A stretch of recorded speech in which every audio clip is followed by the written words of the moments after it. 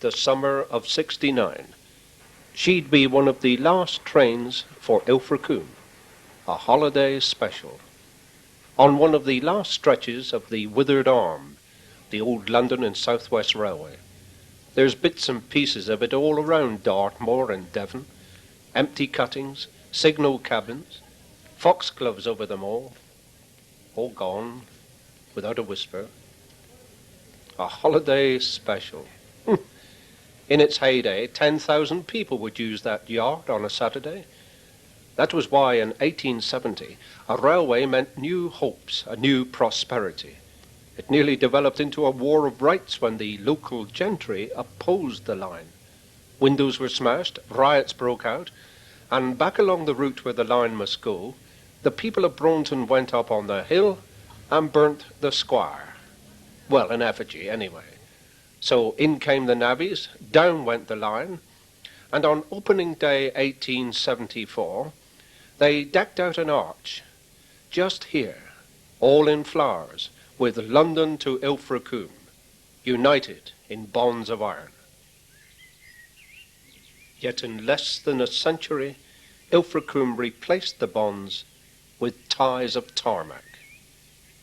Railwaymen with petitions to sign were told by hoteliers to change their cause for car parks. Freight out of Ilfracombe died the same way. 1 6-ton and 2 3-ton lorries usually worked the station yard. A checker, 5 clerks and 2 unloaders manned the goods shed, which has been stacked to the roof, whilst another 6 to 10 wagon loads were waiting on the rails outside.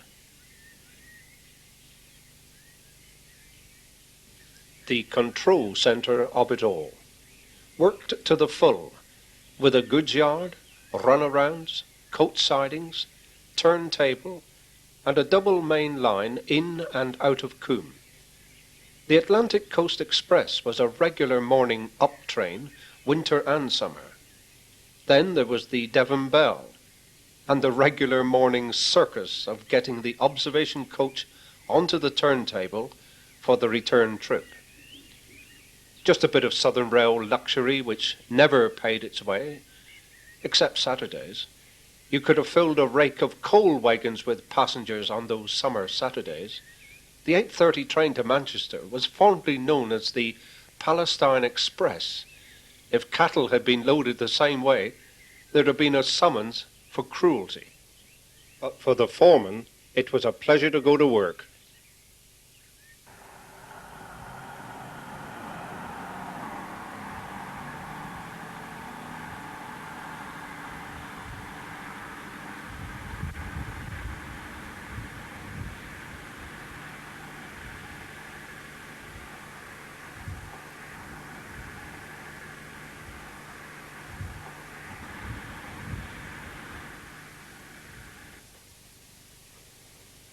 They call it the bank, a steady rise of 1 in 30, all the way from Ilfracombe to Morthoe.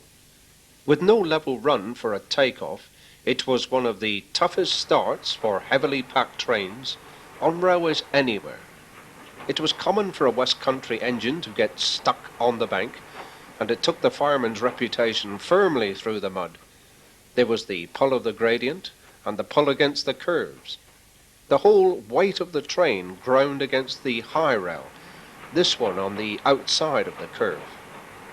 New rails were always being laid. Summertime services kept up to 4 old veterans on hand to serve as banker engines, sharing the grind and the glory with the shiny West Country class up front. 3 pairs of men, driver and fireman, were based at Ilfracombe. Among their own kind, in their own depot, they became legends in their own right. Bertie Johns, George Tucker, Rega Ackland. Bertie Johns was slow and steady, always got there. George Tucker, madder than the March hare. And the guards got to know these men, became part of the team.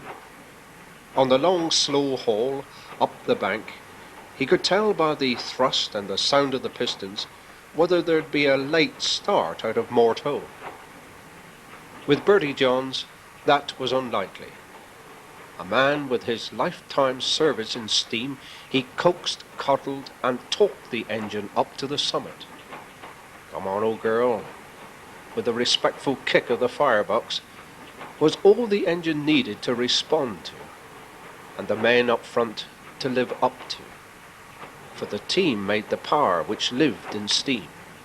Pride, too, which kept the brasswork shiny, the gauges at full, and the schedule on time. Though the diesel is easy and don't need a nurse, it's power without soul, and I knows nothing worse.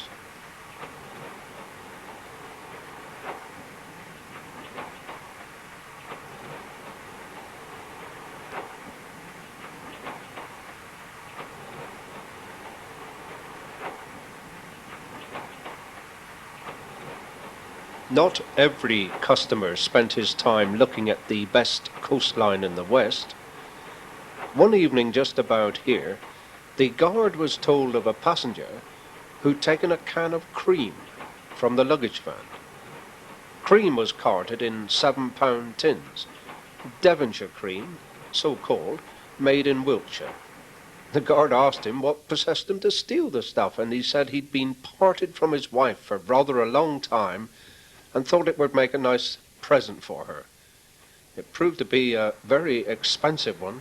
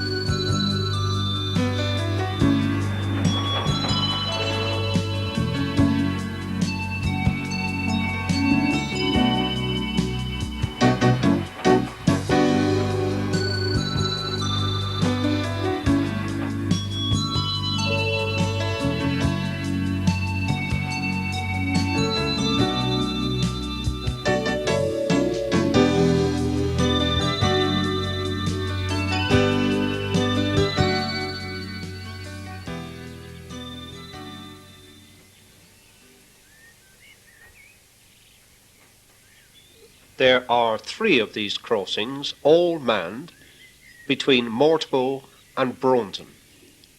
A simple locking system prevents the signals showing clear until the gates have been opened. But 40 trains a day working double track puts any system to the test and finds the weakness. That turned out to be the wicket gates, which had no locks. Half a mile down at Headon Mill, a child waited for an up train to steam by, ran through the wicket gate, straight into the path of the Down Express. Timetables for the crossing keepers never allowed for illness. His wife would take over his duties immediately, and those warning bells, duplicated in the cabin and the cottage, would have wakened the dead, let alone one busy housewife.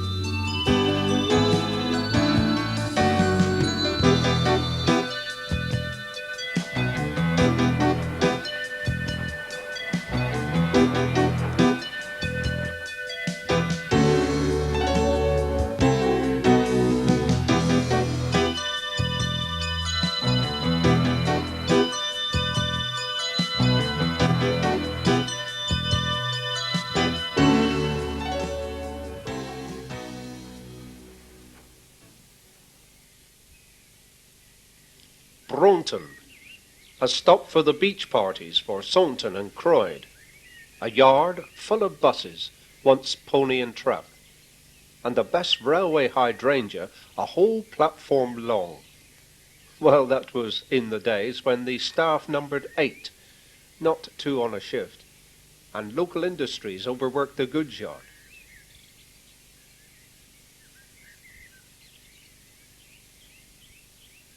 The bulb farm sent 1,000 baskets a day, sugar beet, pottery, rabbits up to 3 tons a day, and there were very special occasions when children lined the fences at a safe distance to see their own rodeo show, loading prize cattle for the Bath and West or Devon County shows.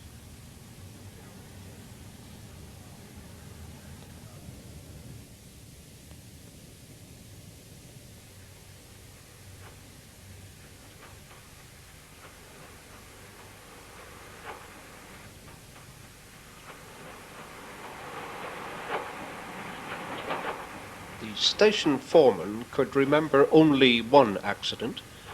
An elderly woman used those faulty wicket gates to cross behind a shunting train, was knocked down and lost an arm. During the war, there was a large American army camp nearby, so evening trains had plenty of customers. The late special, fondly dubbed the Broughton Boozer, left Barnstaple at 10:30, full and bursting, with the clientele feeling much the same way. Seating problems drifted into luggage racks, even down to the buffers, and the train would stop half a dozen times to the alarm chain being pulled, in mistake for something else, no doubt. All right, so it's just another branch line closing down, but it's closing down people too. 40 years of a man's career, porter, guard, station master. It's closing down a bit of history. 4 years of slog with pick and shovel, cutting that road up through the bank, making a mountain top at Coombe. It's closing down nearly a century of steamers, whistling up through the valley, pushing through fog on a winter's night, still on time, or coming through the dawn 2 hours late from a bombing raid at Waterloo.